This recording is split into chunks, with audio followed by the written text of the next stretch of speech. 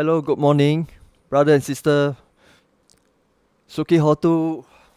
Good morning to all brother and sister in the Dharma. Good morning, all the uncles, auntie, boys and girls. Welcome to our Sunday Dharma talk. It's very happy to see you all this morning. Yeah, welcome again. My name is Wu Chao Hong. I'm the MC for this talk for today.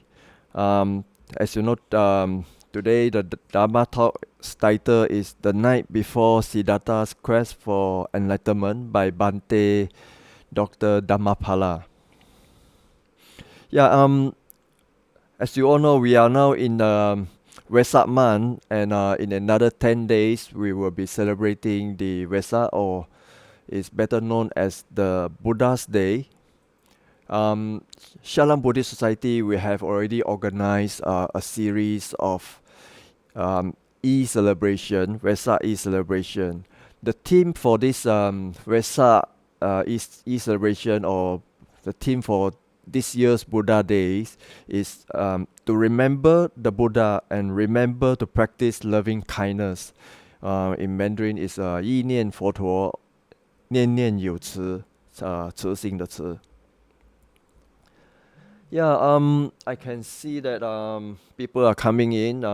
We have about 49, 50 people on our Facebook. Not many on the YouTube yet. Yeah, but I'm sure they are coming in slowly. Okay. With great honor, we have Venerable Dr. Dhammapala to give us a talk about Buddha's enlightenment today. Our Dharma teacher, Venerable Dr. Dhammapala, as you all probably know him, he comes from Kuching, Sarawak, and at the moment Bhante is based in Malacca. Bhante was ordained in 1994, and after that Bhante spent 15 years studying Buddhist philosophy, Pali and Sanskrit literatures in Sri Lanka and Hong Kong. And in year 2009, Bhante obtained his doctorate in doctorate of philosophy in Buddhist study. And after graduation, Bhante was appointed as chief editor and spiritual director for the Buddhist Door website. Bhante is also the founder and abbot for Brahma Vihara Monastery and Retreat Center in Malacca, Bodhi in Bodhivana Monastery of Sungai Pelet, and also the Center of Mindfulness in Hong Kong. Currently, Bhante is also one of the monastic advisor for the TBCM, Theravada Buddhist Council of Malaysia. Bhante has traveled frequently to conduct meditation retreat, Dharma talks, Dharma camps for the youth, and the academic teaching in Malaysia, Hong Kong, Taiwan, and China. Yeah, today we are very fortunate and honorable to have Bhante here to give us a talk today. The synopsis for this talk, Bhante will discuss what the historical Buddha discovered in the night before his enlightenment, and how happiness is the foundation of reality, not suffering. Yeah, let us now hold our palm together, brother and sister. And with highest respect and sincerity, we would like to invite Bhante to give us the Dharma talk. Over to you, Bhante.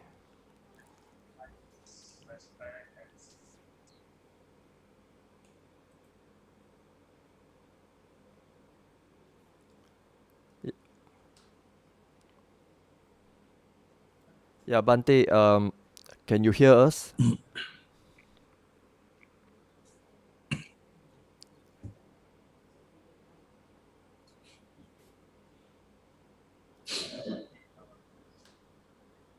Bhante, can you hear us? Can you hear me? Obviously, but Bhante cannot hear me. Now I can Okay, hear now. yeah, Bhante, you can start the Dhamma talk now. Okay, so is it my screen shared already?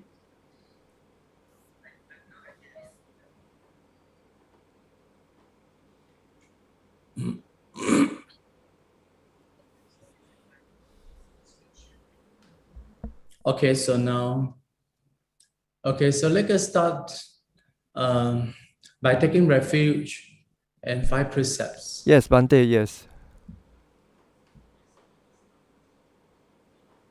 Raktanataya Vandana. Arahang Samma Sambuddho Bhagava Buddhang Bhagavantang Abhivademi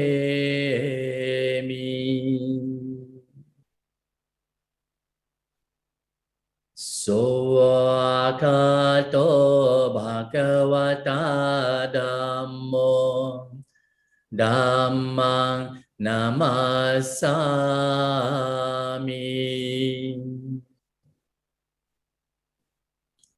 Supatipanno Bhagavato Savaka Sangho Sanghang Namami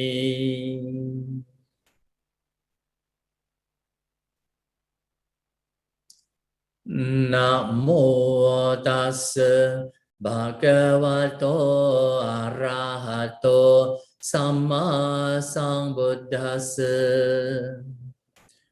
Namo tassa bhagavato arahato samma sambuddhassa. Namo tassa bhagavato arahato samma sambuddhassa. Tisarana. Buddhang saranang gacchami. Dhammang saranang gacchami. Sanghang saranang gacchami.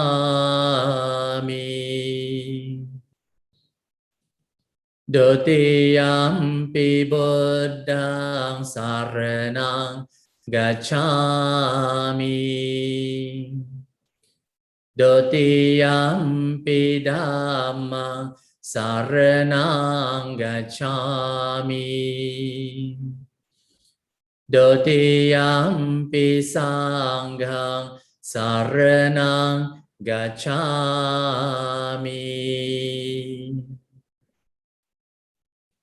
Tatiyampi buddhang saranang gacchami. Tatiyampi dhammang saranang gacchami. Tatiyampi sanghang saranang gacchami. Panchasila. Panatipata Veramani Sikkhapadang Samadhiyami. Adinadana Veramani Sikkhapadang Samadhiyami.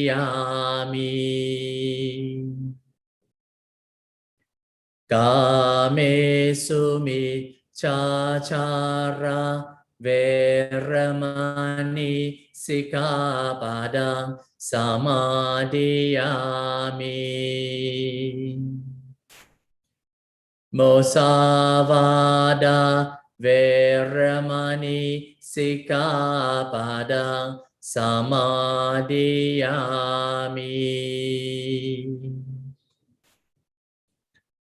Surameraya Japamadhatana Veramani Sikkhapadang Samadhiyami. Imani Pancha Sikkhapadani Samadhiyami. Imani Pancha Sikkhapadani Samadhiyami. Imani Pancha Sikkhapadani Samadhiyami. Patthana. Idang me punya asavakaya vahang otu. Idang me silang nibbanasa pacayo hotu. Tisaranena saha panca silang dhammang sadukang katva appamadena sampadeta silena sugating yanti silena bhoga sampada silena nibuting yanti tasma silang vesodhage. Recite Bhante.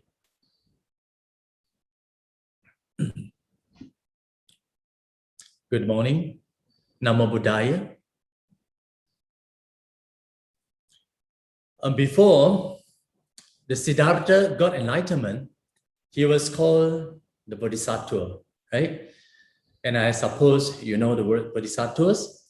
So the term Bodhisattvas that used in the Pali discourses referred to Siddhartha Gautama as a Buddha to be.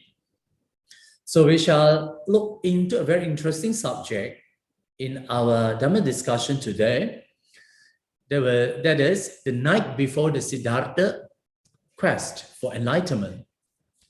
So in the Bodhisattva striving to become enlightened one, exclusively concerning for himself, or did he practice compassion to save sentient beings before his enlightenment? Or that is to say, he is concerning for others before his enlightenment. So I have these two. So we shall look at it. So generally, people think that the Bodhisattvas, who is supposedly compassionate to save sentient beings before his enlightenment. But is this the case recorded in the Pali Suttas? So the word Bodhisattvas, you see, that I referred, in my Dhamma talk today, in many Pali discourses, referring to the pre-awakening experience. While he was striving very hard in quest for his enlightenment during his 6 years of ascetic practices.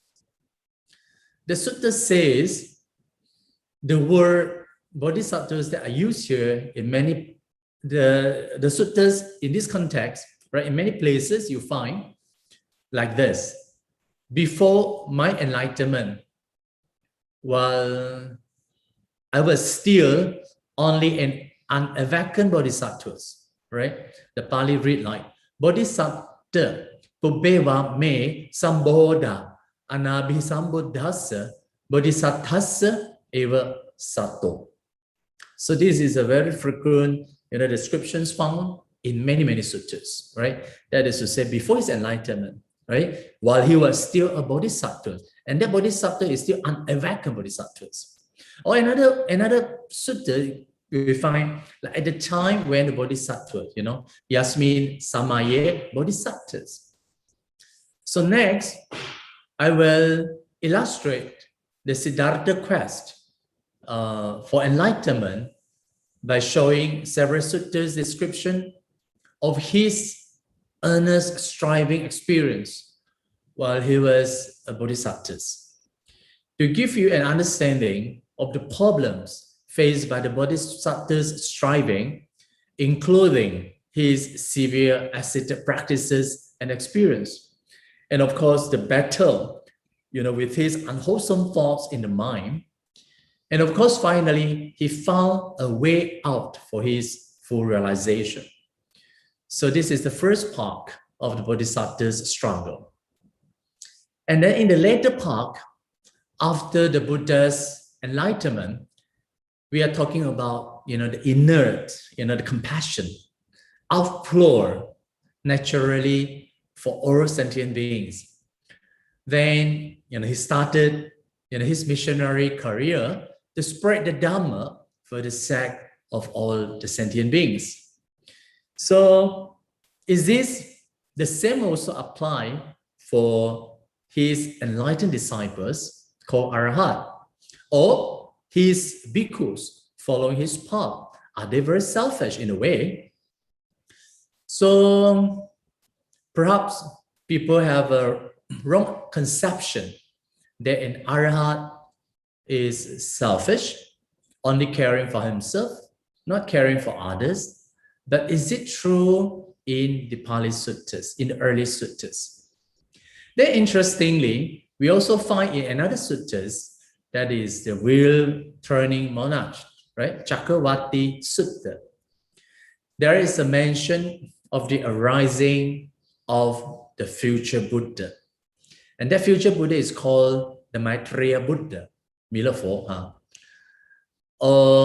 Maitreya, it says that arising of Maitreya Buddhas, when people living for 80,000 years, then the Maitreya Buddha will come down. Then where is he now? So the sutta says he is now in the Tushita heaven, right?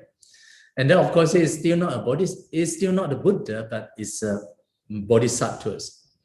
So his name is called the Maitreya or Metteyya, right? So the word Metteyya is very interesting because the word is derived from the metta, means loving kindness.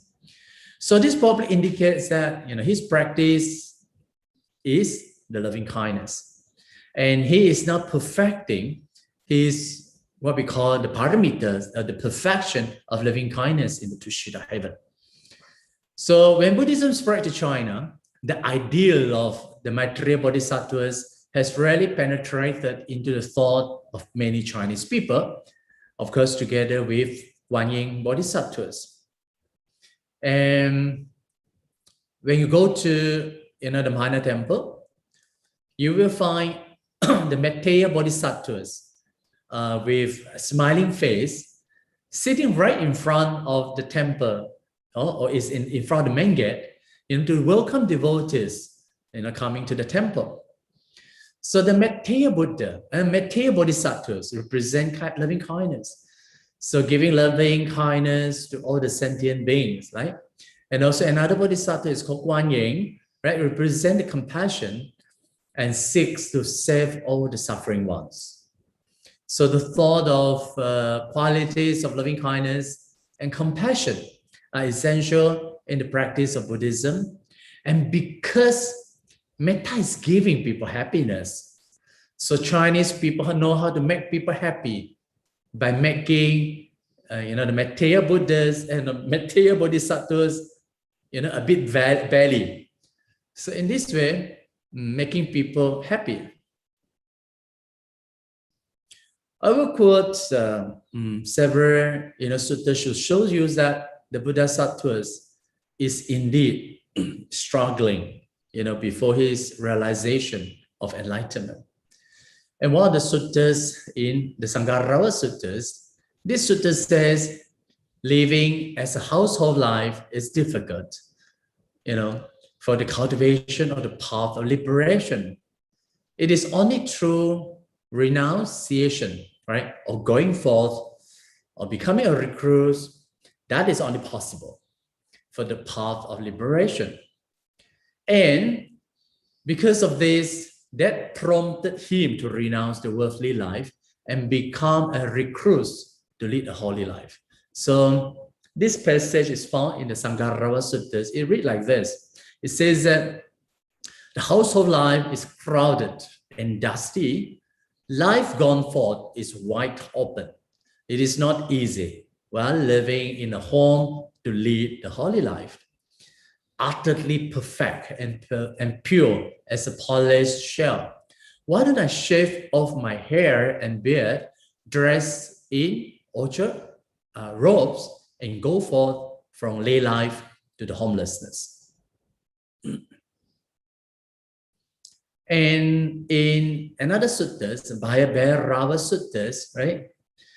The Bodhisattvas, was struggle with his unwholesome mental qualities, right?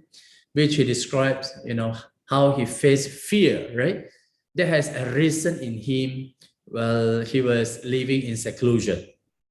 And the passage read like, before my enlightenment, while I was still only an unenlightened bodhisattva, I do consider thus remote jungle thicket, resting places in the forest are hard to endure.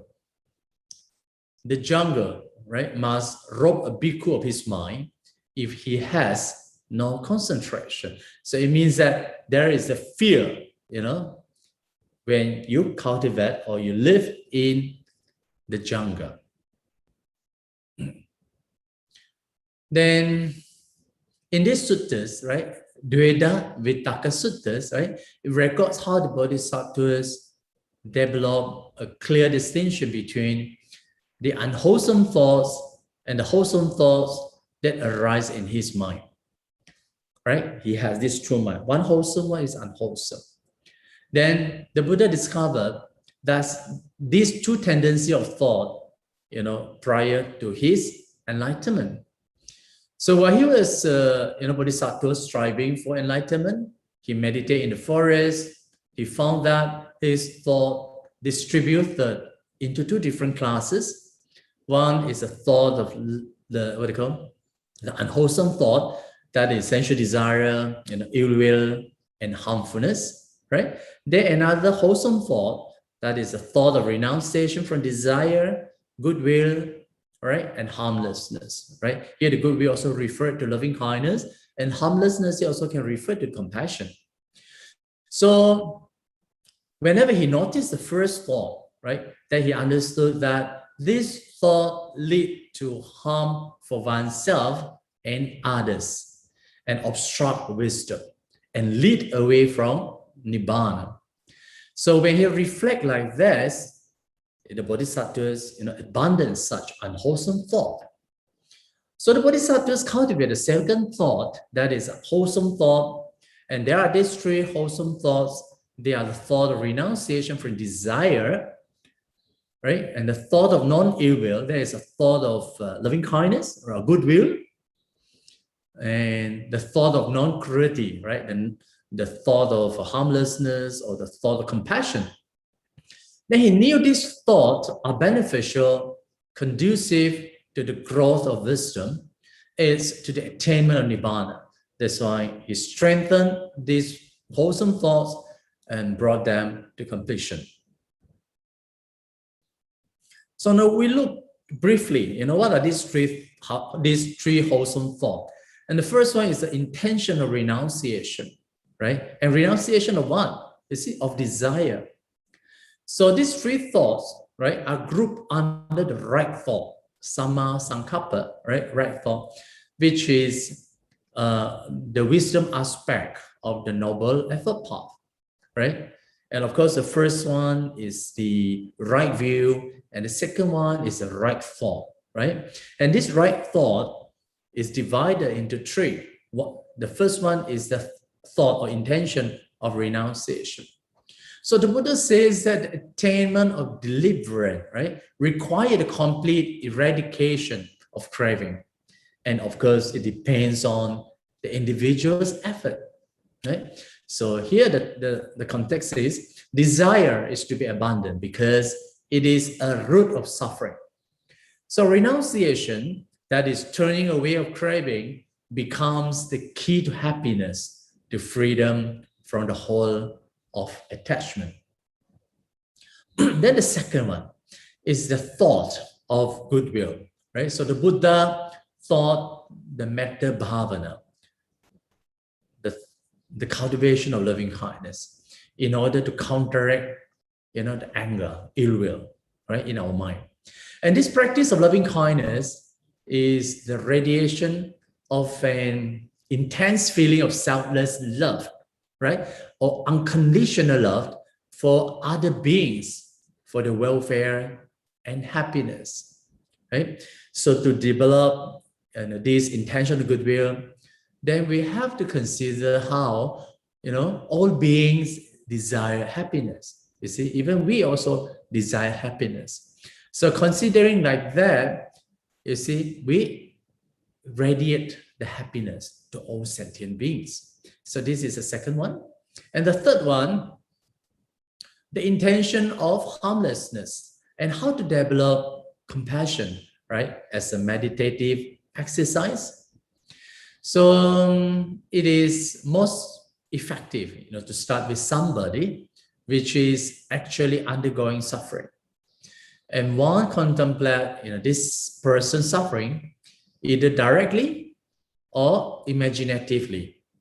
Then reflect that he or she also wants to be free from suffering like ourselves. You see, so, and this thought of compassion should be repeated, should be strengthened, then until a strong feeling of compassion arises in our mind. And we have seen a lot of people suffer, right? Infected by COVID-19. Their family also suffered. You see, so, and we can contemplate, right? As a Buddhist, right? We can contemplate their suffering, right? Reflecting that, like ourselves, they also want to be free from suffering, free from infection. So in this way, the feeling of compassion arises in us. So the Bodhisattvas, developed, this wholesome thought. He knew that these three wholesome thoughts are beneficial, conducive to the growth of wisdom, helps to the attainment of Nibbana. That's why he strengthened, this wholesome thought and brought them to completion. Then another suttas is from the Mahasacaka suttas, right? It means that after his renunciation, after his going forth, right, he went in search of a conducive place for his cultivation. The sutta says, still in search, monks, of what is wholesome.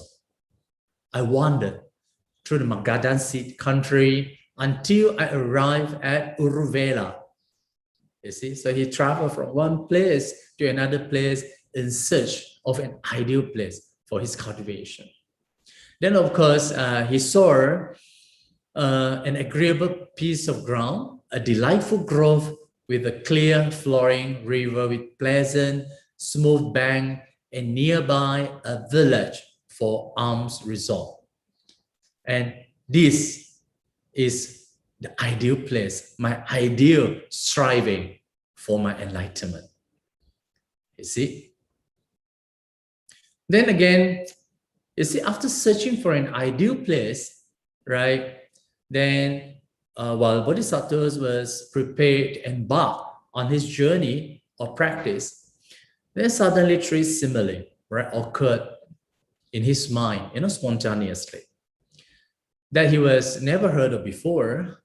Then of these three, right, the third simile I think is worth reading, right, because that third simile gives him strength to practice austerity, as if this is only means to the realization.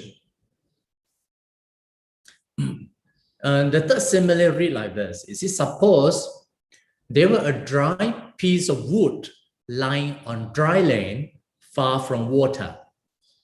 And the man came with an upper fire stick, thinking, I shall light a fire. I shall produce heat. What do you think? Agivesana, this is a Brahmin name. Could the man light a fire? Then reply, yes, Master Gautama, why so? Because it is a dry piece of wood and it is lying on dry land, far from water. Then what is the implication of this simile? This simile suggests that the defilements are able to be abandoned through the severe practice of austerity, right? Severe of, the torturing one's own body. And finally, one is able, to realize the supreme enlightenment. So this simile giving him clue or indications that the enlightenment is possible through the severe practice of austerity. Then with that simile, you see, so he started, the extreme, painful striving. This is how he started, his practice, you see. Then I took a very little food, a handful each time. And because of eating so little, my belly skin adhered to my backbone. Thus, if I touch my belly skins, I encounter my backbone. And if I touch my backbone, I encounter my belly skin. And because of eating so little, if I defecated or urinated, I fell over on my face again.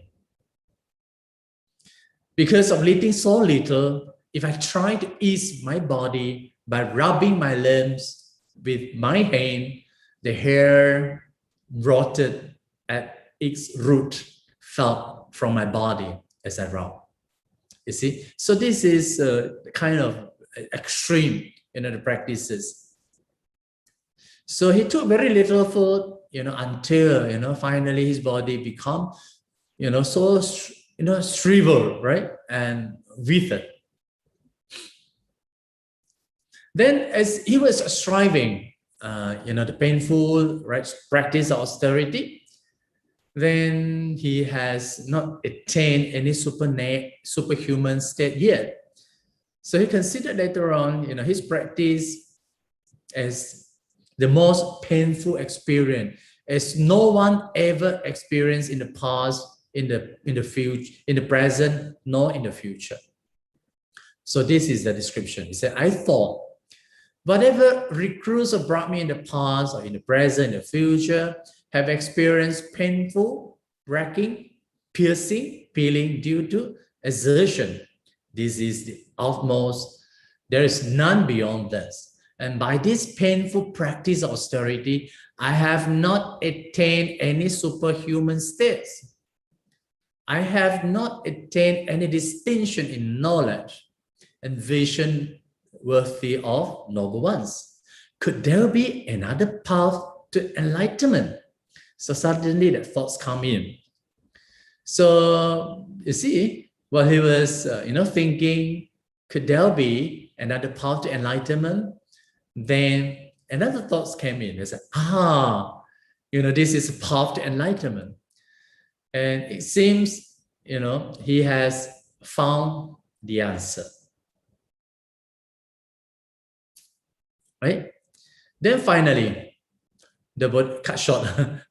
Finally, the Bodhisattva Gautama, gave up those practice, extreme forms of ascetic practices. Then, and the Bodhisattva, thought to himself, he said, oh, my body is so weak. I cannot obtain the happiness, at all, through this. Then he thought he has to start eating something. The sutta says, he eats the boiled milk rice and porridge, offered by Sujata, to regain, his strength. And because of this, you see, his earliest 5 attendants, right, the 5 bhikkhus who follow him, also left him thinking that now he gave up, he started enjoying his life. right? Then again, Bodhisattvas become alone, so he practiced alone.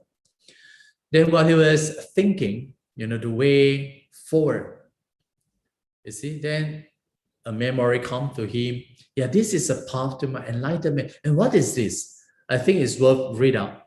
He said, I recall that when my father, right, Suddhodana, right, father, the Sakyan, was occupied, while I was sitting in the cool shade of a rose apple tree, secluded from the sensual pleasure, secluded from the unwholesome states of mind, I entered and dwelt in the first jhana.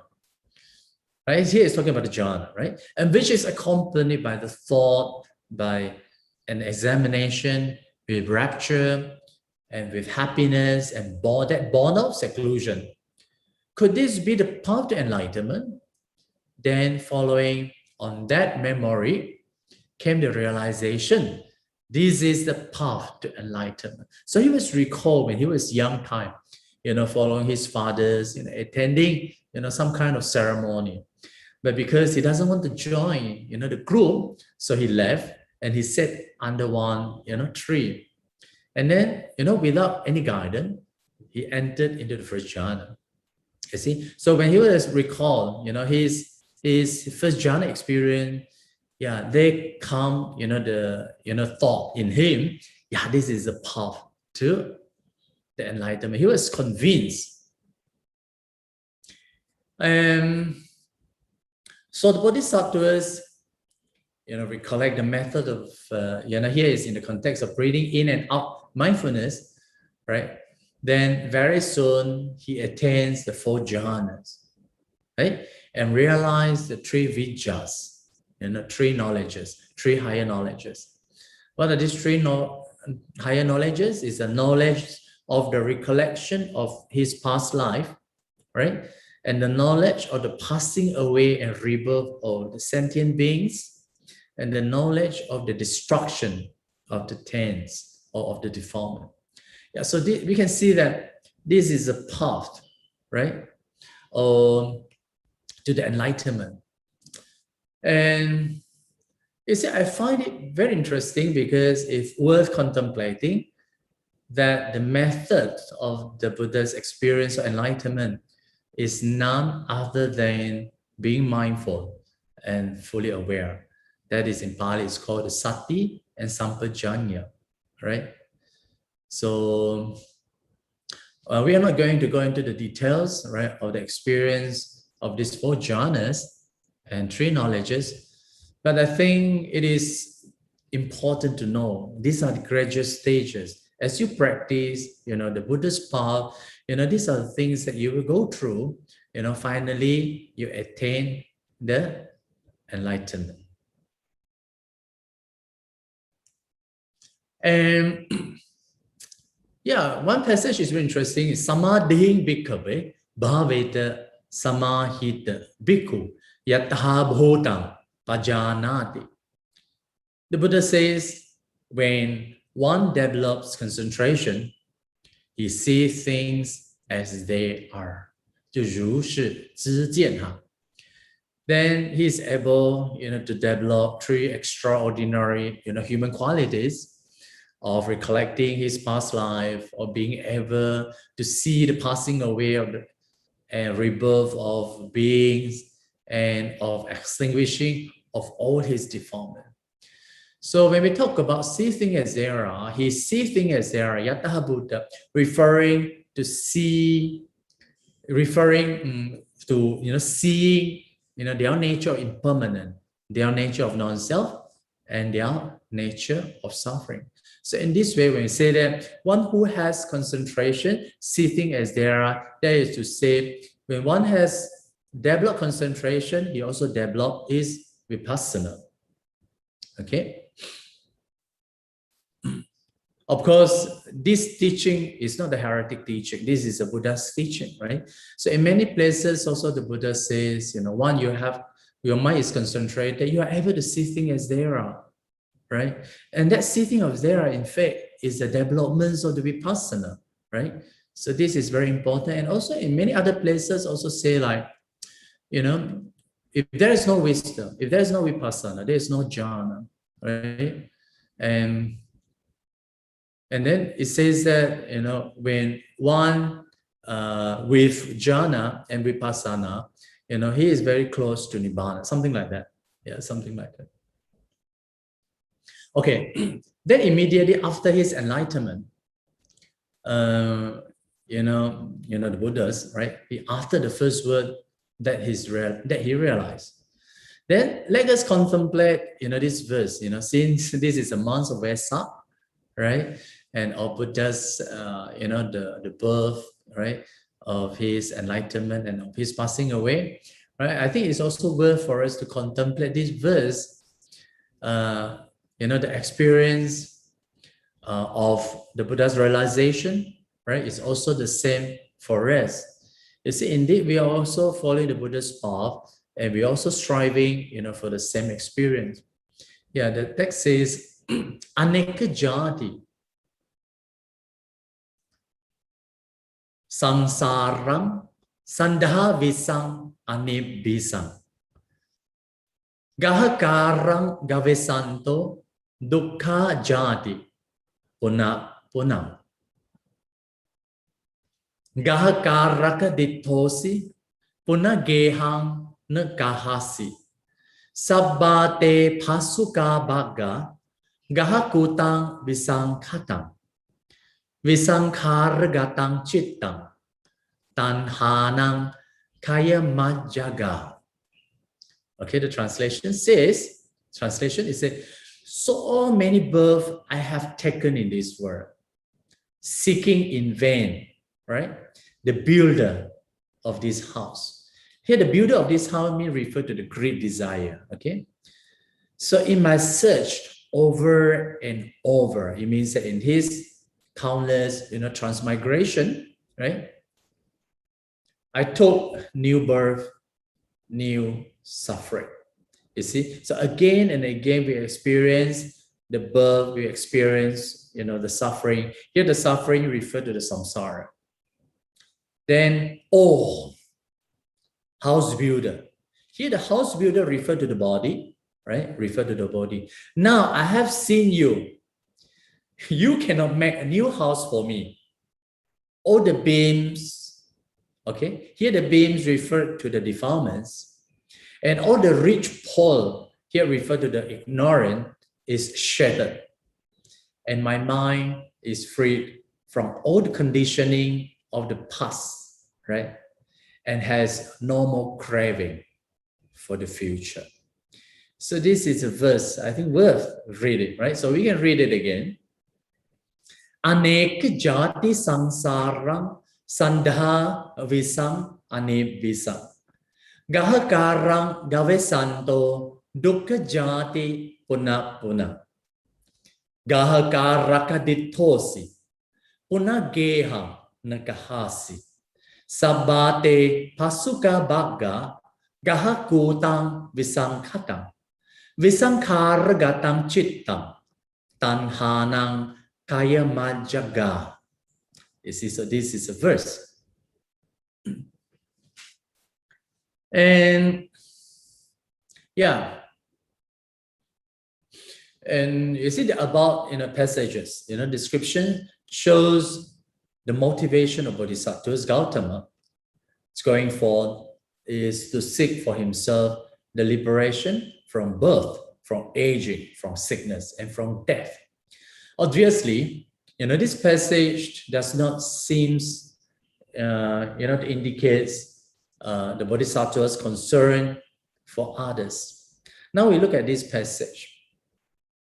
This passage is taken from a Tibetan scholar in a German university, and his name is called Wancho. In his PhD research, resolved to become the Buddhist, right? A study of the bodhicitta's concept. In Indo-Tibetan Buddhism, he wrote like this. He said, there is no canonical evidence for the theory that the main motive for the Buddha's appearance in this world was for the sake of others. And this idea is found only in the post-canonical literature.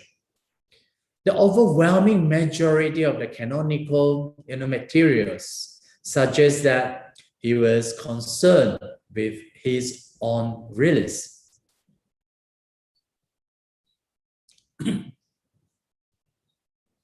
Now we look at another passage, right, from the Arya Pariyasana Suttas, right? You can see, the attitudes of lack of concern for others. And it says, the Buddhas, who enlightened not long ago, he was reluctant to teach people, right? So his mind was inclined to inaction, rather than, to teaching the Dhamma. And he decided, right, to remain at ease with having reached liberation himself. So he has no intention to preach to all sentient beings. He says, the Dharma that I have attained is profound, hard to see and hard to understand, but peaceful and sublime, unattainable by mere reasoning. They are reserved to be experienced by the wise. If I were to teach the Dhammas, others would not understand me, and that would be very, very, right, and troublesome for me. Wow. You allow me to read Chinese because I find Chinese is also interesting. Is that, 哇，我所体证的这个法义啊，深奥啊。哇，很难懂啊，非常的难察觉，非常的极静，非常的崇高哈，也不从这个什么逻辑推理啊，它非常的深入啊。那智者呢会有所体验的。假如我对别人说法，人们不会明白的，只会给自己呢带来疲劳只会呢百费心机。Okay. I think, this is, you can see, the concern of the Buddha is not for others, for himself.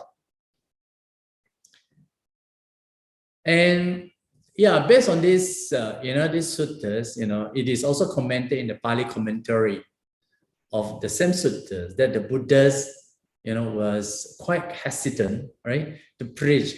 That is due to his survey among the people who can understand the profound teaching of the Buddhas, such as, dependent origination that he realized. And of course, people were under the influence of the defilements, you see. So the sutta goes on to say that the Buddhas reluctant to teach, and that made him only tired, troublesome, if other people fail to understand the profound teaching that he realized.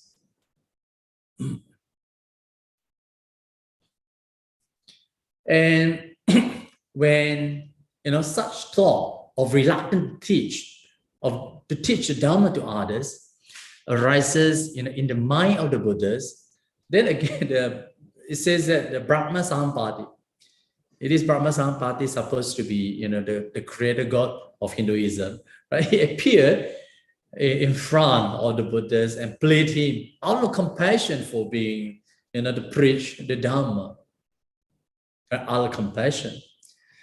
So of course this certainly does not imply that the Buddha was not compassionate.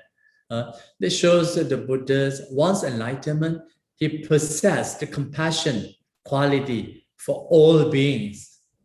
Then in this context, the Brahma Sampatis invited the Buddhas to survey the world out of compassion.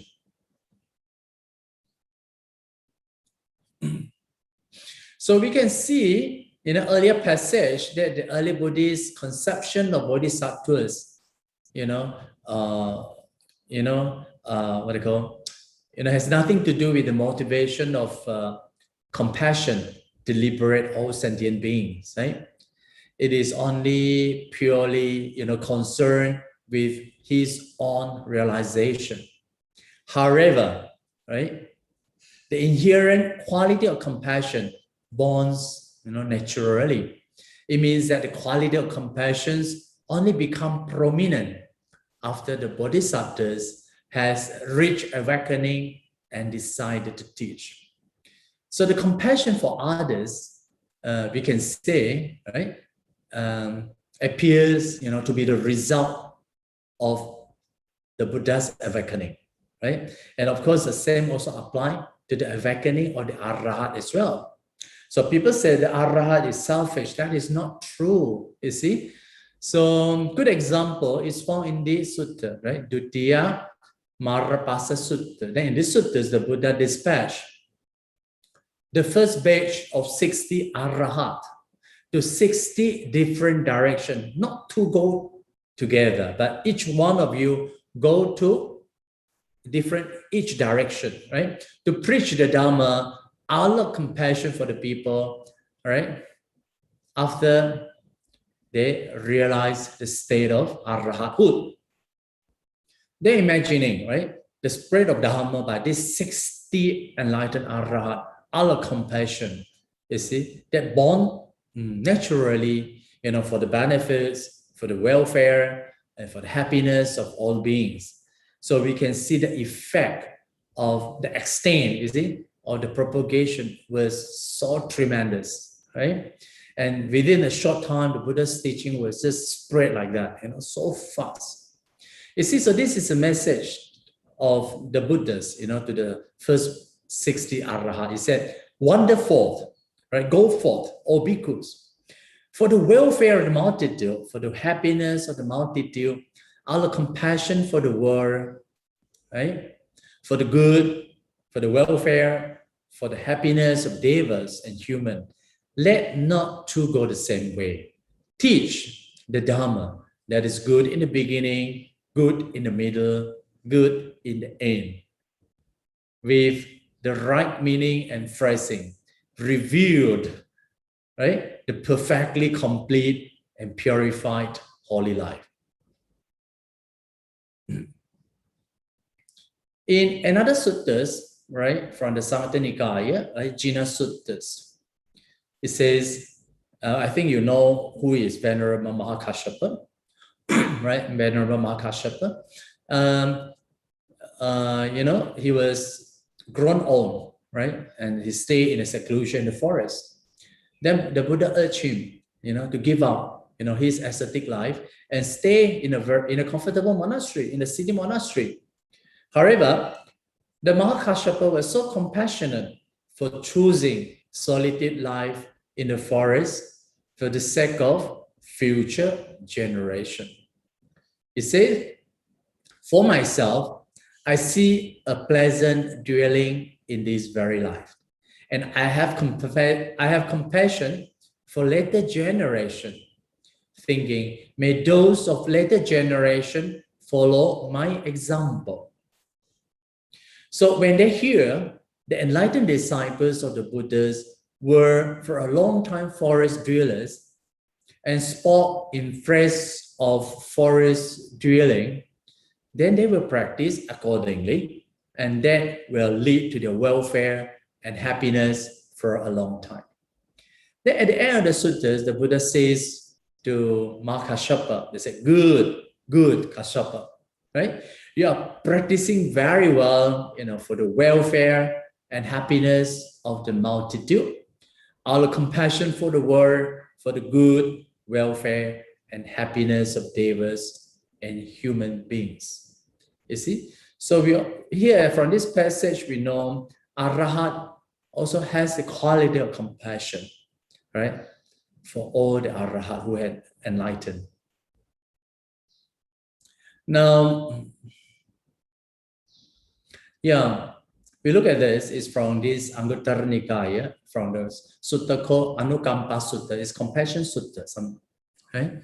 It says, monk should possess these 5 qualities to show compassion to the lay people.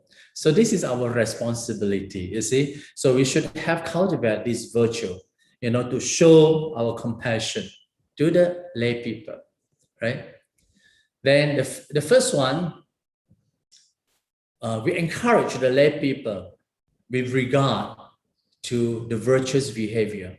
So it means that the monk should teach the lay people to observe the morality, right? To behave well, right? So this is our compassion. It's just like when we were, conducting, and do any talk, we will start by reciting, the Panchasila and taking refuge and 5 precepts. We instill the faith and morality in the lay people, our compassion, right? And the second one is settle them in the vision of the Dharma. So it is a responsibility of the monk, to teach Dharma to the lay people, right? This is also shows our compassion.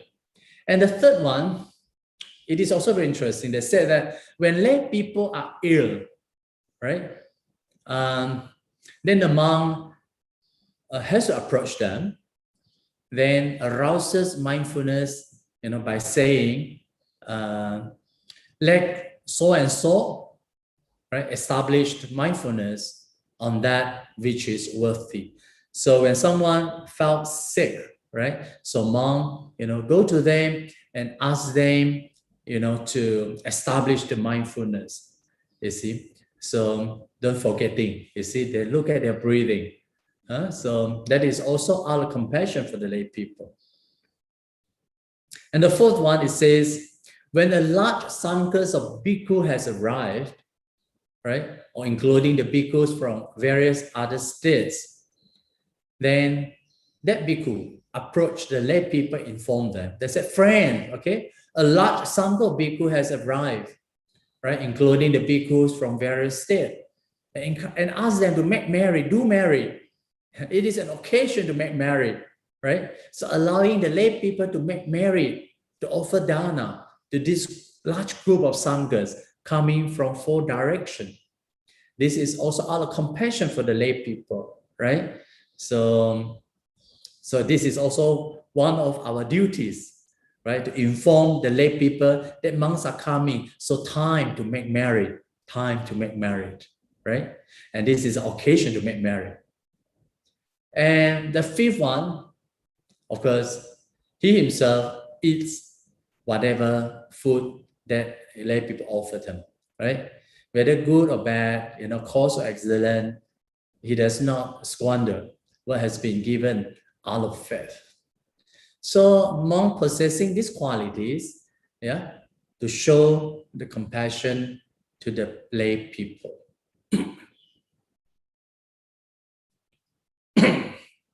So now come back to our topic today, you see. So the compassionate motivation only become active for the sake of others, was only associated with awakening of the Buddhas as well as for the Arahant. And even for the Bhikkhu was striving to become enlightened, you see. So this includes the spreading of Dhamma missionary, right? Go for, spread the Dhamma, and compassionate attitudes of monks toward the lay people, right? And the compassionate good friendship, Kalyana Mittas, right? This inherent compassionate quality arises naturally when one has awakened. Of course, even when one has not awakened, like ordinary people, the Buddha encouraged, to show the compassion to the lay people. So the compassionate attitudes concerning for others was not seen as a quality that motivated the Bodhisattva's quest for enlightenment. So this is the end of my talk. And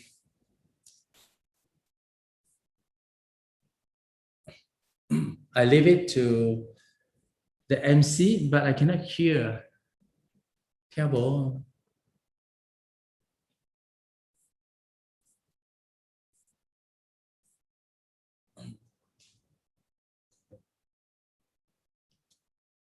MC, but I cannot hear.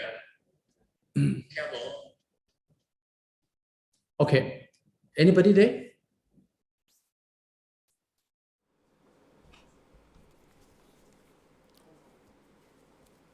Okay, yeah, Bhante, thank you very much for a very inspiring talk.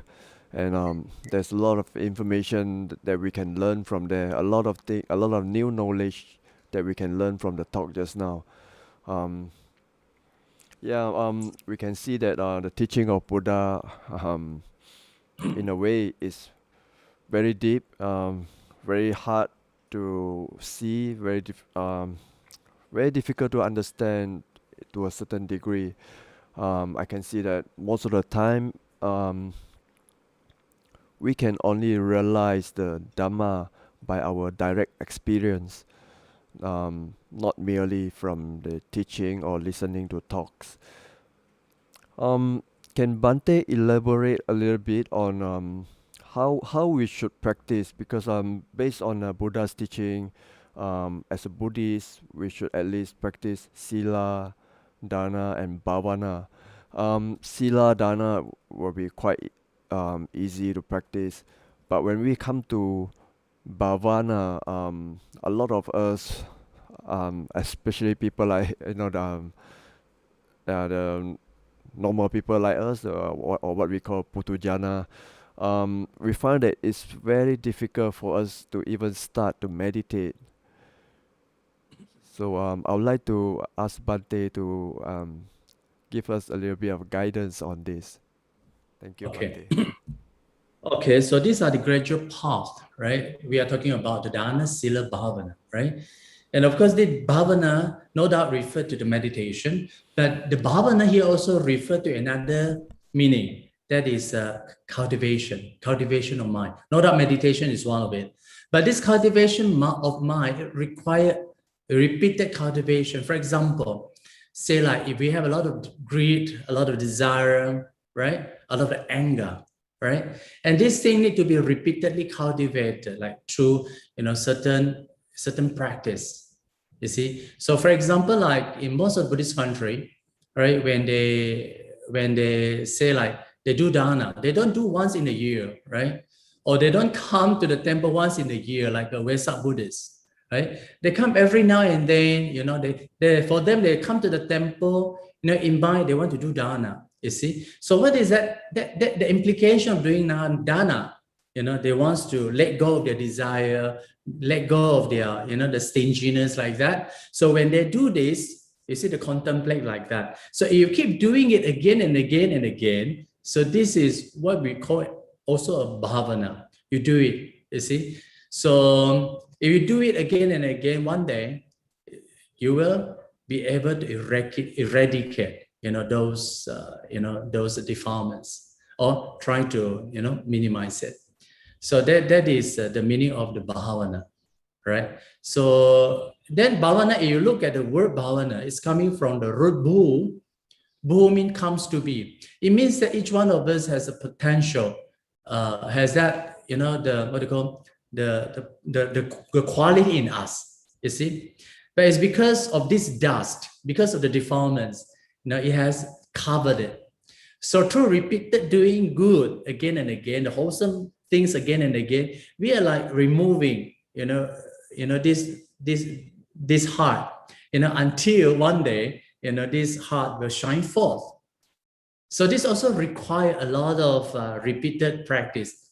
Of course, meditation is one, but like doing dana, like observing the morality, that also helps, to get rid of your defilements. Okay.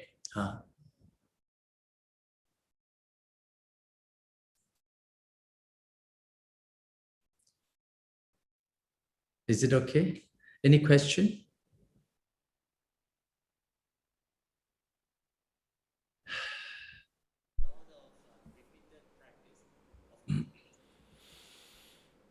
Can you hear? Okay. Yeah. Thank you. Thank you, Bhante, for the explanation. I can see that at the moment we have one question coming in from the audience. The question is on the screen. The Buddha is said to be born miraculously. For example, he was born from his mother's armpit, or after he was born, he was able to walk for 7 steps. Is it true, Bhante, or is it just a legend? Can Bhante elaborate on that? Okay. And of course, we find all this story from the Jataka story, right? Particularly the Buddha birth stories, or from the Jataka stories, and also from another text called the Buddha Vamsa of the Khuddaka Nikaya, right? And in those stories, we find quite a number of myths of the Buddha's story. You have to quote a few examples like here, or you have already mentioned two, right? It means that, the Siddhartha, born from the mother's armpit, right? And then he was able to walk for 7 steps. And I think I also want to point out another thing, that is when the Buddha to be, he was residing as a bodhisattva, he was residing in the Tushita heaven. And it says that he was descending to the earth and reborn on earth by a white elephant. And this is also a standard. It says that the Queen Maya, his mother, died 7 days after the birth of the Buddhas and was reborn right in the Tushita heaven. Then, of course, 7 years. You see, you find a lot of 777, okay? And 7 years after the Buddha's enlightenment, and he came down to visit Tawatimsa, right? And where the Buddha preached the Abhidhamma to her. And yeah, then another myth, it says, you see, it was 7 steps, 7, right? And he said that once he stepped, you see the lotus, is it the lotus flower blooming from the ground, you see? And then he also said that the Prince Siddhartha, the young prince, the young baby, right?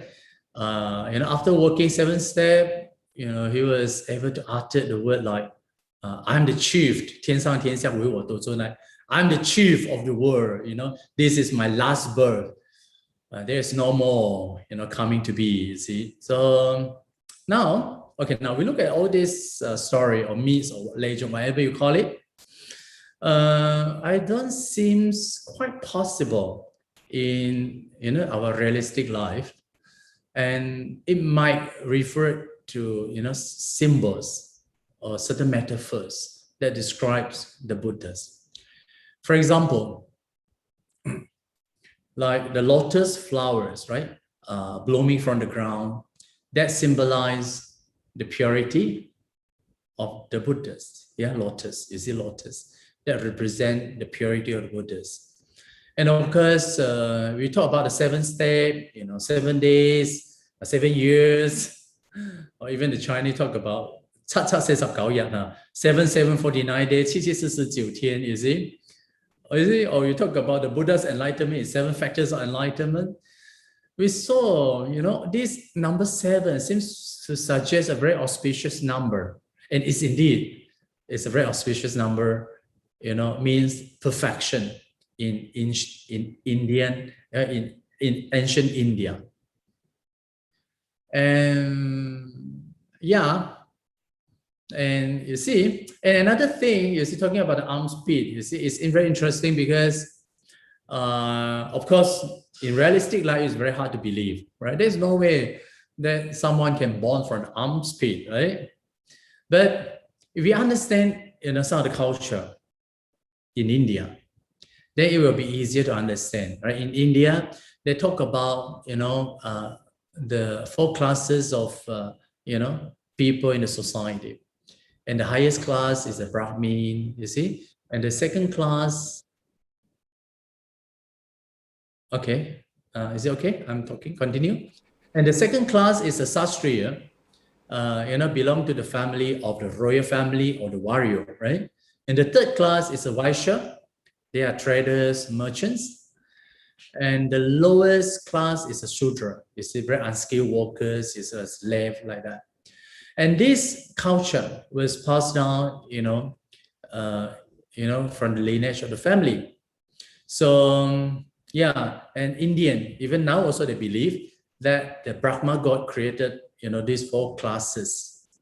So in their culture also, then you see the Buddha born from the arm speed, right? That to say Buddha belong to the second class. Right, second class. Okay, so it's interesting because you see, they said that the Brahma God created the Brahmin from the mouth, right? and created the second class, from their, the thigh, from the armpit, right? And created the third class of Sastriya, from the, from the thigh, right? From the thigh of the Brahma god. And the lowest class of servant was said to be born from the feet of the Brahma god. So this is, to me, is more the myth, or suggestive, or kind of symbol, or the metaphors, not really in our realistic life. Okay. Yeah, thank you, Bhante. Yeah, at the moment we have about 133 people on our Facebook, and I think a few tens people in our YouTube, and we have this second question coming in from our Facebook. It's a very short question. It said, "What is inner emptiness?" Can Bhante elaborate on that? Of course, we have to understand what is the word emptiness, shunyata. Shunyata of what? You see? So, of course, not much of this shunyata teaching found in the early suttas. But the word shunyata, was, developed, this shunyata concept was developed more in the later stage, particularly in the Mahayana Buddhism, you see? So, yeah, to make it short, when you talk about the emptiness, you see, you are talking about the emptiness, I would say that is equated with the teaching of non-self, yeah, or the teachings of dependent origination, you see? So because of this, that arises. So you are not saying that someone has created this, right? So you have to talk about, everything arises because of a constellation of conditions that comes together for the arising of something. You see, so you find there is nothing, indeed. So they are all empty. They are of the nature of dependent origination. So in brief, I'm talking about this emptiness referred to the Paticcasamuppada, referred to the 12 factors of the dependent origination. So in brief, we can say that the Buddha's teaching is teaching the concept of emptiness. That is the teaching of dependent origination. I think that short answer will give you, clear understanding. Yeah, thank you, Bhante. We have a third question coming in from Janie Lai. It said, "May I know where can I read more about rebirth and reincarnation?" Okay, yeah, there are plenty.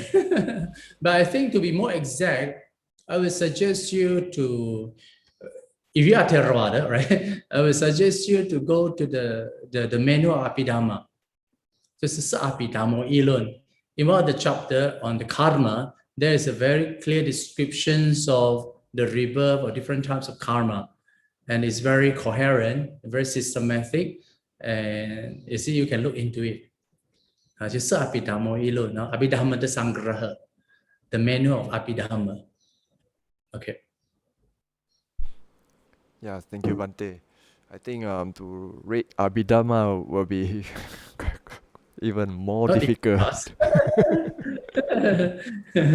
But I think the difference between the sutta and Abhidhamma is that, you see, the sutta is like scattered here and there, you see. So, but Abhidhamma, they try to systematize it. So it makes it the teaching more coherent, more systematic. And of course, it's not easy to understand, but if you are really interested in the Dharma studies, I would, of course, suggest you, to look at, this Abhidhamma. And of course, there was a lot of question challenge as to whether Abhidhamma was said by the Buddhas. But I think it's no point for us to challenge on this, because when we talk about, Tripitaka, Abhidhamma is included in one of the Tripitaka. And this is also commonly accepted by everybody. As you were Buddhists, you accept the Abhidhamma as one of the Pitaka, one of the baskets of Abhidhamma. And of course, Abhidhamma is nothing new. It is just a further elaboration of the sutta. Whatever the sutta says, not clear, and Abhidhamma tried to elaborate it. But of course, we would say some of these Abhidhamma studies, they were elaborate, by certain teacher. That could be the teacher's views, But we are not asked to believe on that, you see. So it just gives you the additional understanding. So Abhidhamma can present a different view by different scholars and recorded in the Abhidhamma. If you have that kind of understanding, you wouldn't be so rigid. Yeah, the Buddha said this, said that. No, you see. Again, we all have to come back to the suttas, right? Yeah.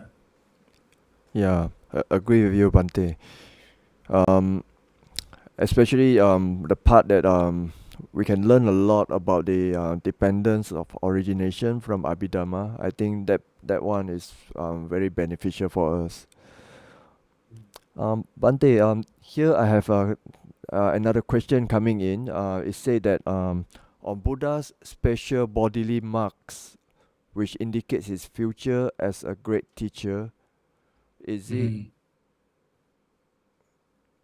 mentioned in the sutta? Yeah, I have said that, you see, these are, of course, this kind of concept, you see, you find it in the early suttas, right? But you look at these early suttas, some scholars says that, these suttas, refer to the later development. In the later phase of development, that could probably, influenced by the early Mahayana development. So many of these concepts, you see, were influenced by the Mahayana Buddhism, right? Okay, so yeah, definitely they found in the early suttas, but when you talk about early sutta, there could be the earliest and the later, you see. Like, is he talking about what they call, like I have said that in the Jataka stories, right? They were no doubt in the suttas, but you see, but you find the contents there of the later development, and some say that could also due to the influence of the Mahayana Buddhism. Yeah. Even the Buddha Wangsa also, you see, is found in the early Buddhism, in the early text of the Khuddaka Nikaya. But you look at the contents, it's very similar to, to the Mahayana text. One of the Mahayana texts, I can't remember exactly, the content, but it was taken in the Theravada, text. But surprisingly, you see, when talk about the Buddhism, was spread to Sri Lanka. You see, we know that the Buddhism spread to Sri Lanka in around 1st century AD. At that time, we don't see much of this, the Mahayana elements, in the text. You see, and especially in the Abhidhamma, we don't find any elements of this Mahayana thought, in the Abhidhamma. Yeah, so you can say that when Buddhism come to Sri Lanka, they were very orthodox, the Theravada. You see, when we talk about the Buddhism influenced by Mahayana, that was in the soil of India. We can see that after the Buddha's passing away 200-300 years later, India, Sangha, was split into many fraternity, many sects. That's why the King Ashokas want to call for the Third Buddhist Council, to organize the Buddhist Sangha in that way. And among them, we can find some of these school of thought, they have the ideal of the Mahayana, concept. So these are, we say that it's more of the later Mahayana influence. But of course, no doubt, Theravada, we don't reject it. Yeah, we accept it. Yeah. Thank you, Bhante. Because to me, Buddha is a historical Buddha. It's like you and I, no different on us. So Theravada don't want to make Buddha an extraordinary man. Okay. Yes, understand that. Bhante, here we have another question coming in from Brother Leong Yu Ming.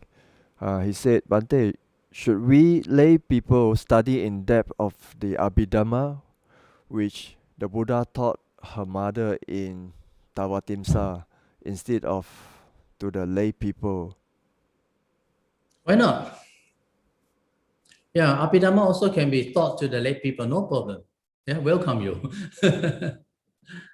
Yeah, so yeah. So yeah, some people even go to the extent that you say Abhidhamma is of very scholastic in nature, but it is not the case, you see. So Abhidhamma, show things very clearly, systematize the teaching and shows a clearer path to the enlightenment experience, you see. And you look at that word Abhidhamma, you see, from the etymological point of view, Dhamma here refers to Nibbana. Abhi means face to face. It means that the whole of the teachings of Abhidhamma is guiding you face to face, to Nibbana. So it is not just mere scholastic per se, by many people, but it's indeed is the path is a path to Nibbana. You see? Okay. Wow, okay. Yeah. Bhante, it looks like there's a lot more question coming in. I hope that we have time to but I hope that Bhante have time to answer that. This is our question number 6. It said, Bhante, there are some Theravadian Buddhists who do not believe in Bodhisattva or Kuan Yin. What is Bhante's comment? This is from Sister Cornetta. Yeah. Your answer is quite clear. Your question becomes the answer because some say, some Theravadian Buddhists. But of course, there are also some Theravadi, you see, they believe in Kuan Yin. You see, whether the Kuan Yin exists or not, I think that is not the big deal. But I think, Chinese belief, Kuan Yin represent the compassion, right? That represent the quality. So as we worship the Kuan Yin, whatever, some Theravada Buddhists, so they just only wants to, manifest the compassion in them. You see, so we need not to be so much, attached, like kind of, idol worshipping. You see, like I worship the Kuan Yin, become the cow, things like that. So as we respect the Kuan Yin, in fact, we are cultivating the compassion in us. Okay, yeah, cultivating the compassion, because those say, you look at the people, those say in the ancient time, you see, people are quite illiterate. You see, they are not educated. If you are talking too much on the abstract teachings like compassion, how to cultivate compassion, I don't think they understand at all, you see. So you look at, this ancient tradition, usually, to present certain qualities of the Buddha, they have a certain form carved to show that, this is Kuan Yin, you see, manifested from the compassion. And this is the Maitreya Buddha manifested from the loving kindness, you see. So that people have faith first, in the path of cultivation, you see. So that faith is very important. Instill faith in the people to show that, you worship the Kuan Yin mean, you see, so you can, you can cultivate the Kuan Yin, the compassion, things like that. I think in that way, it makes sense. Okay. So it's no point for us to challenge, you see. I think more important is how much the compassion, loving kindness that we have, through, the manifestation of these, different objects. Okay. All right, okay. There's another question. It said, Gautama reached enlightenment through meditation under the Bodhi tree. Can one reach enlightenment without meditation? Yeah. When you talk about but of course, we are talking about to complete, you see, or to become enlightened, you have to complete the path, right?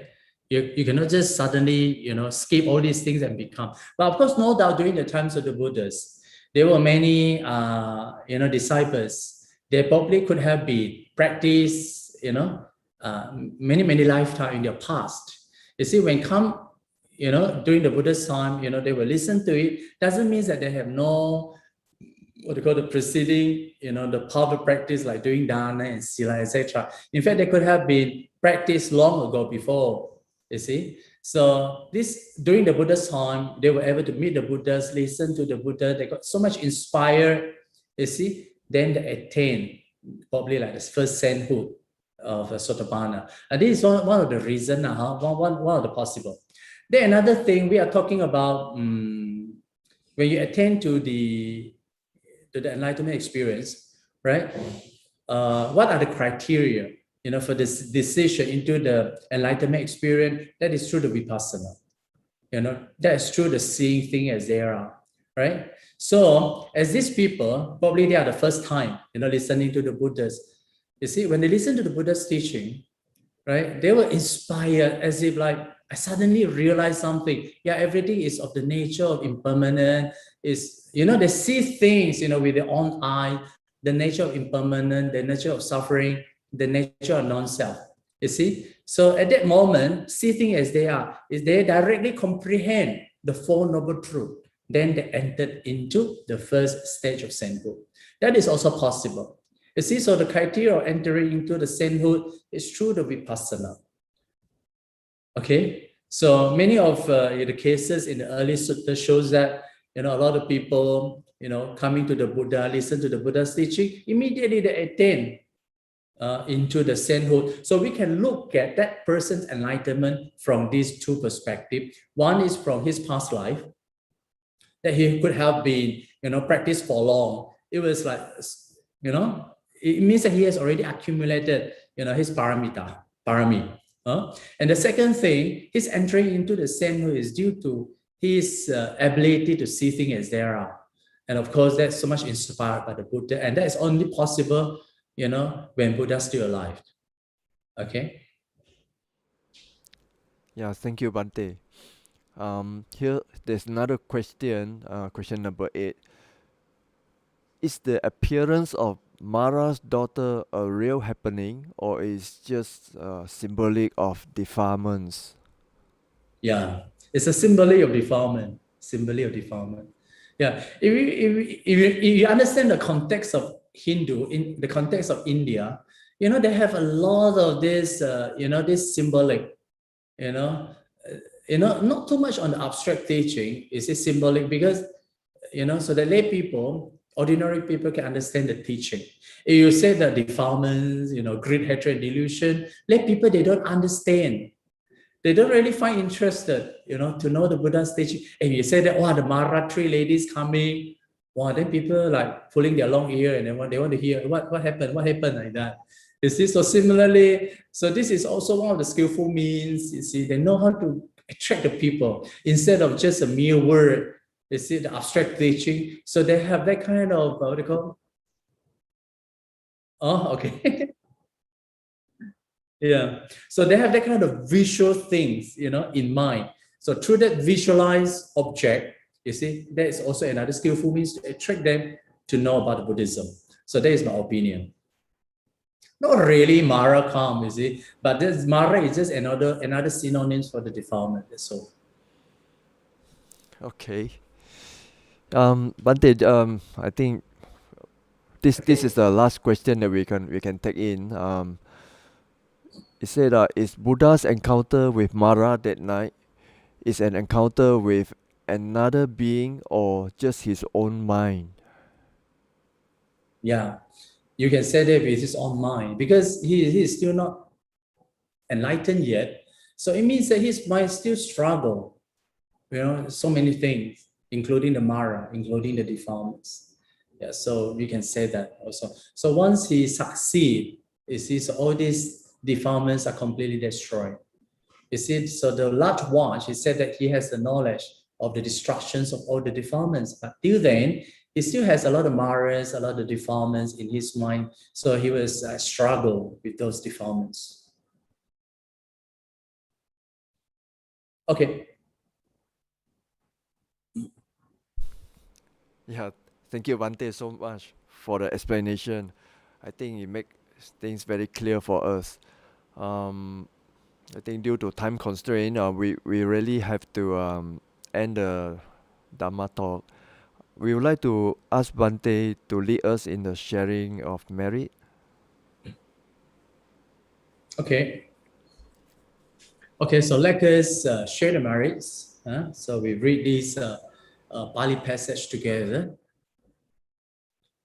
Akasatta cha Bhumata Devanaga Mahidika Punyang Tang Anumoditwa Chirang Rakantu Loka Sasanam Akasatta cha Bhumata Deva Naga Mahidika Punyang anumoditva chirang rakantu desanang akasatta shabomata deva naga mahidika Punyang anumoditva chirang rakantu mang parangti Etawata cha amhehi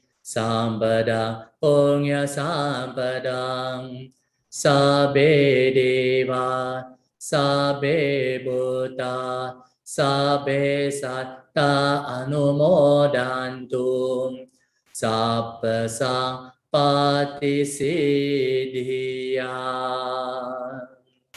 sadhu Sadhu, sadhu.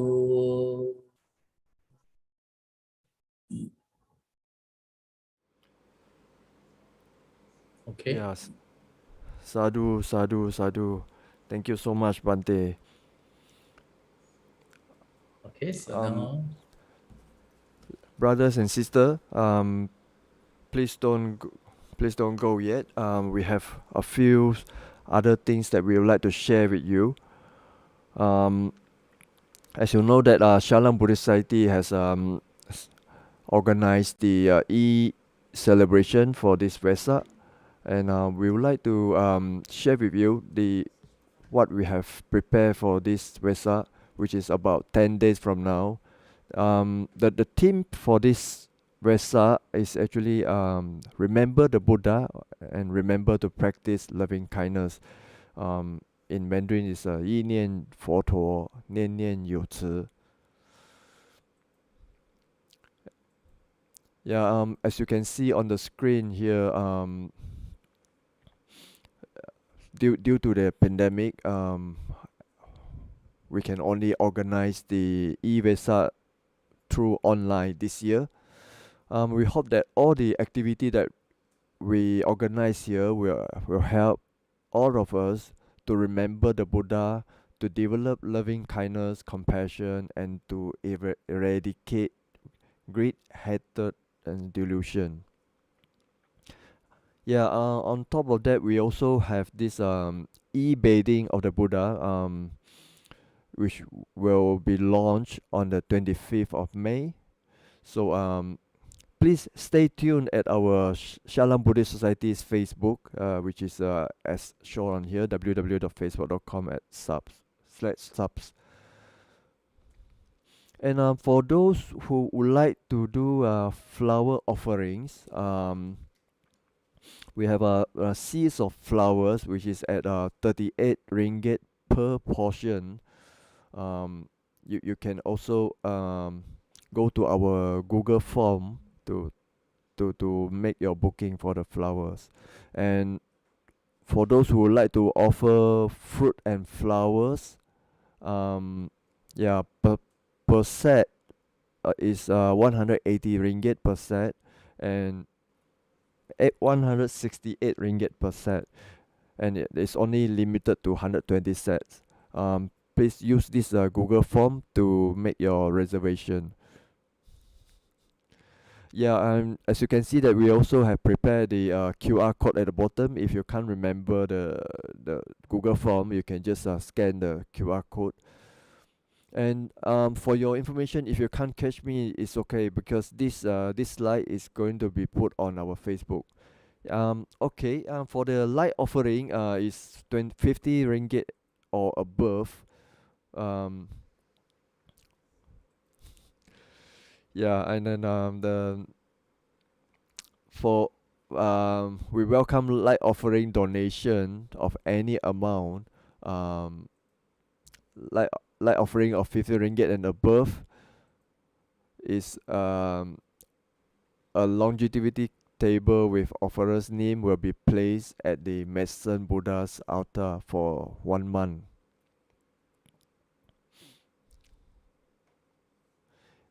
Yeah, Heart Sutra calligraphy. I think this is more for those who know about Mandarin. So Cao Xing Jing.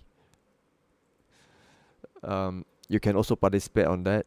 Yeah, brother and sister, there's one more event that I would like to share with you. On the 22nd of May, um, we have invited Bhante Mahinda to guide us on a 9 hours metta and meditation retreat. Um, yeah, so this retreat will be from 9:30 until 7:30 p.m. Actually, although it's one seems like a 1 day meditation, uh, Bante will actually come in to give us a Dharma talk and a guide on this meditation from 9:30 until 10:30. After that, it will be Bante will leave us to practice on our own. Later at about 12 or 1 o'clock, we'll also play a video. There's another instruction by Bante. Then the participant will continue to practice at their, at the comfort of their home. And then after that, in the evening, Bante will come back online. If we have any question during our 1 day mindfulness practice, that is the time that we can ask Bante. So our Q&A session will start in the evening after 7:30 p.m. Yeah, if you would like to participate, you can scan the QR code here or go to our Google form. At the moment, we have about 107, I think more than 180 already, probably this morning. 180 people has already registered for this event. So if you would like to join in, please do so. Yeah, another thing that we have organized here, this is something very exciting. It's called Meta Online Campaign. You are actually free to elaborate your, to express your understanding or your thinking about what this meta is about. It can be a photo or some drawing or pictures, or even if you can do a video, that would be even better. So yeah, we for this meta online campaign, we actually have prepared a lot of prizes. The grand prize here is actually an iPad. There's and there are also some other prizes. The deadline for this submission will be on the 27th of May. Yeah, and you can also go to our Facebook to find more information about it. And for this event, the Meta Online campaign, the date of announcement for the winner, the winner will be announced on the 5th of June 2021. So how to participate? You can express one of the following phases in your own way, either in the form of picture, video, or photo. It has to be about this 念念有词, which is 慈心, or even 慈心 or metta or loving kindness. So yeah, so if you just use your own imagination or your own creativity, if you have come up with any idea that you can represent these things like metta, loving kindness, 慈心, 念念有词, yeah, please send us your pictures, video, or photo. Put your artworks. Oh, actually, you have to post your artwork on your social media account. Either it's Facebook or IG or even both of them. Yeah, after you have created your you have your creativity, pictures, photo, or video, put onto this social media, and then don't remember to hashtag subs meta and Buddha's Day 2021, and then tag us on our Facebook at subs.org.mind or the Instagram at subs.teens. And please note that make sure that you must set your post to public. Okay. Yeah, that's for the announcement of today. And once again, brother and sister, thank you so much for joining us for the Dharma talk today. We hope that you will stay safe, and may you all be well, be safe, and be happy. Hope to see you again in next week in our event, in our next event, or hope to see you again during the Vesak. Sadhu, sadhu, sadhu.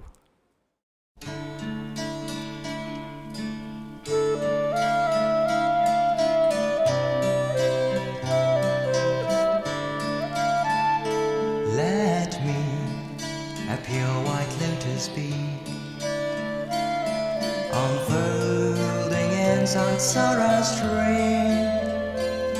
Let all the gloom of misery be gathered in my lotus dream. Let each teardrop that started light on each white radiant fold reflect the mercy of the Lord. That is their place to go.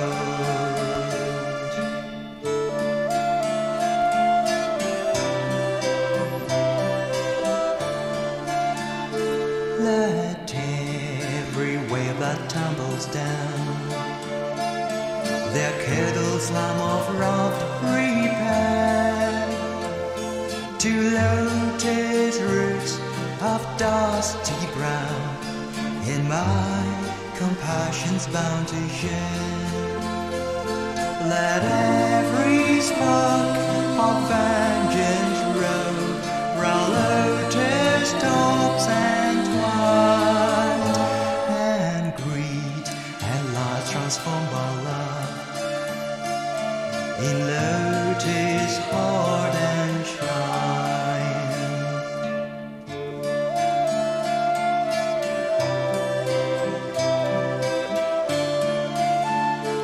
When each life drop has passed away across my pure white lily door, when I have drained all sorrow may, I speak to deck the lossless floor.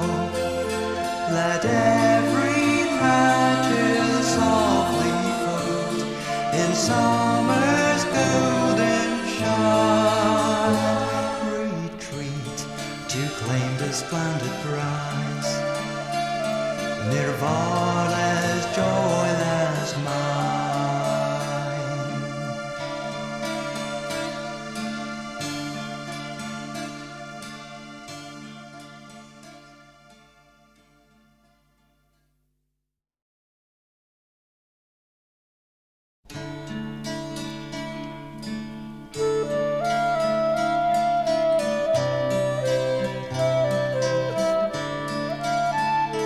Let me a pure white lotus be,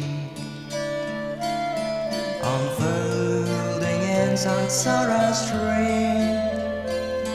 Let all the gloom of misery be gathered in my lotus dream. Let each teardrop that started light on each white radiant fold reflect the mercy of the Lord. That is their place to go.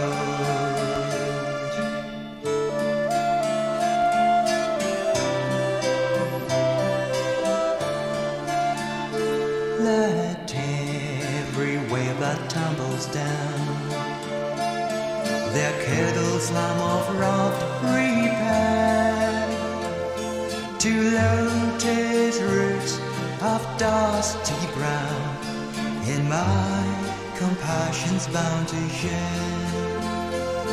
Let every spark of vengeance road, round lotus tops entwined, and greed at last transformed by love in lotus heart and shrine.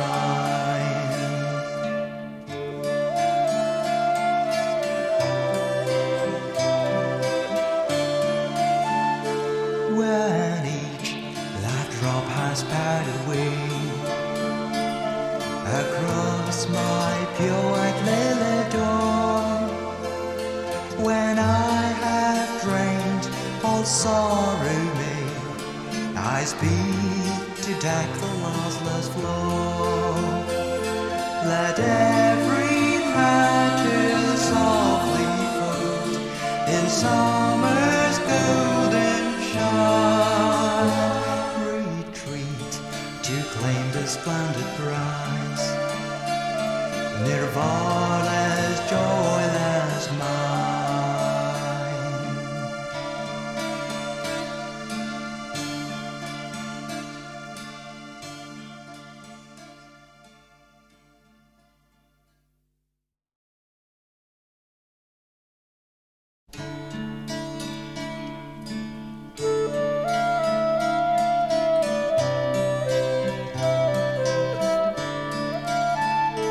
Let me a pure white lotus be, unfolding in samsara stream. Let all the gloom of misery be gathered in my lotus dream. Let each teardrop that started light on each white radiant fold reflect the mercy of the Lord, that is their place to go.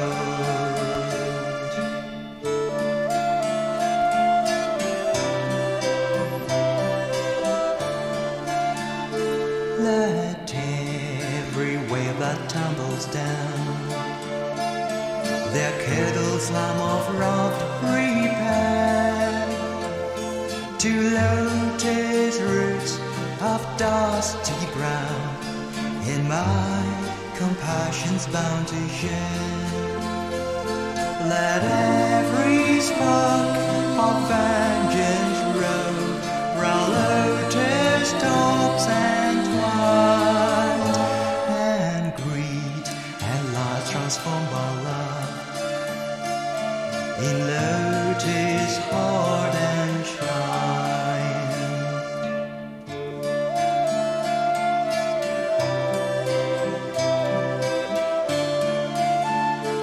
When each life drop has passed away, across my pure white lily door, when I have drained all sorrow may, I speak to deck the lossless floor. Let every petal softly fold in summer's golden shine.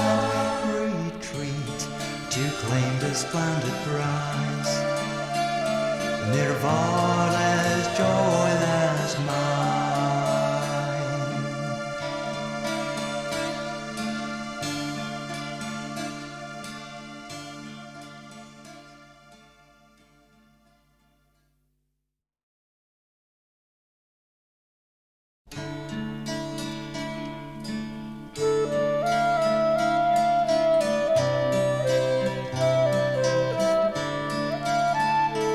Let me a pure white lotus be, unfolding in samsara stream. Let all the gloom of misery be gathered in my lotus dream. Let each teardrop that started light on each white radiant fold reflect the mercy of the Lord,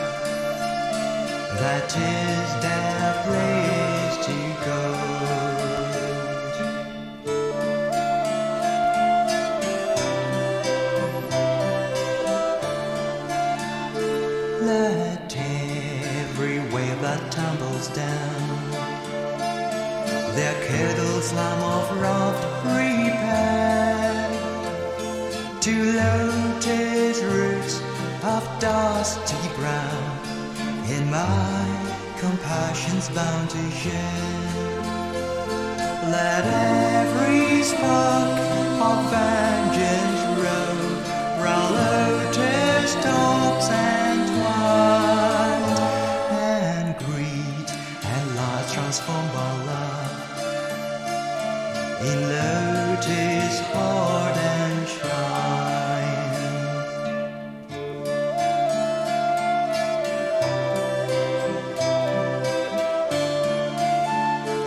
When each life drop has passed away across my pure white lily door, when I have drained all sorrow may, I speak to deck the lossless floor. Let every petal softly fold in summer's golden shine. Retreat to claim the splendid prize. Nirvana's joy.